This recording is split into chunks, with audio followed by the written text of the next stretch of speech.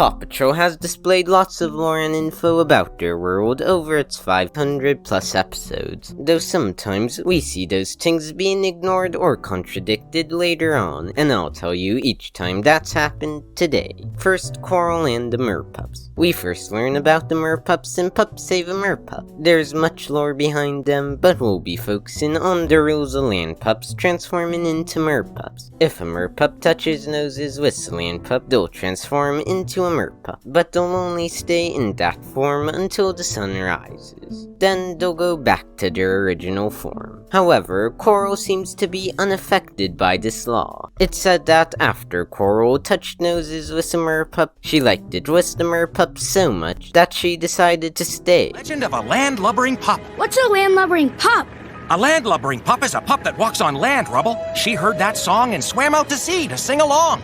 What happened to her? They say she nudged noses with a Merpup, which turned her into a Merpup.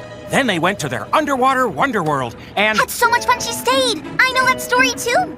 Following the aforementioned rule, as she was originally a land pup, she shouldn't have been able to stay with the Merpups after the sun had risen in the morning. Next, Rubble and his family. In Pups Gather Rubble, we see the backstory of how Rubble became a member of the PAW Patrol. After he was found as a stray living on his lonesome, he proved to be a helpful asset to the team and Ryder deemed him a new member. Whereas when we go over to Rubble and crew, Rubble is the head of a construction team made up of his family members. They're a very close-knit family, which makes no sense because why would Rubble be alone if he had a loving family? Though there is a way this could make sense. None of the family members we see would be of his direct family, his mom, dad, sibling, etc. They're all members of his extended family, which could make a bit more sense. If something had happened to his parents that left him alone, there's a chance he could not have even known about those family members at that time. Then it's possible he could have reconnected with his family later on, as this world certainly seems like it could have the technology to do so. On to Chase and his allergies. Chase is shown to have allergies to many things, to cats, to feathers, and what interests us the most, flowers. In Pup Save the Queen Bee, we see Chase mention that he's allergic to flowers. I'd help plant the flowers too,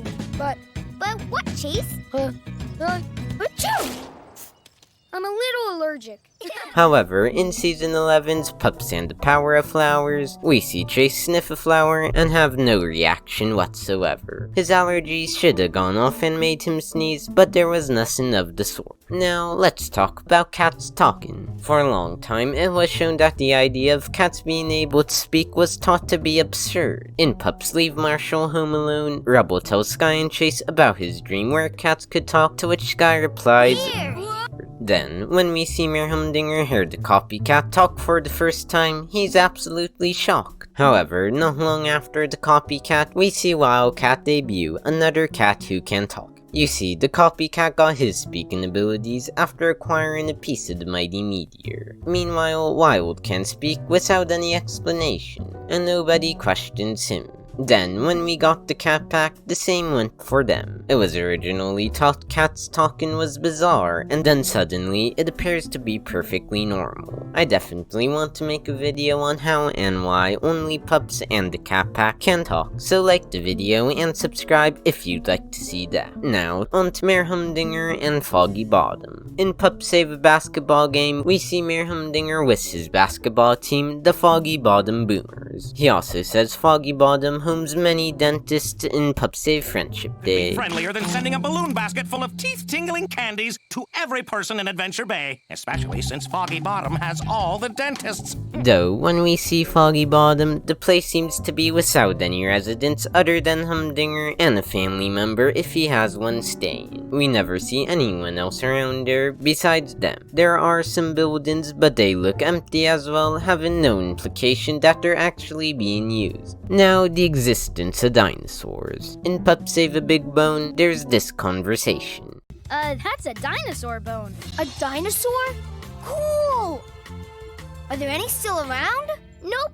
They're all extinct, Zuma. confirming that dinos had gone extinct many years ago, like in real life. However, dinos are abundant in the dino wilds, directly contradicting that. Though it is possible that the dino wilds wasn't known about at that time, as it's a very hidden location. But as Captain Turbot's sister is one of the area's only residents, it does make that cherry a bit more fragile. Similarly, there's the existence of dragons. At first, we had seen dragons exist exclusively within dreams, like in Pup Save a Dragon and in Pup Save a Playful Dragon, implying they're fictional creatures. However, in Season 8's Rescue Nights, we see multiple dragons in Barkenberg, and they seem to have been there for many years. Finally, Rubble's favorite dinosaur. In Pup's Bark with Dinosaurs, Rubble says, Triceratops are my favorite dinos. though in The Crew Builds a Museum, he says T-Rexes are his favorite. Rubble,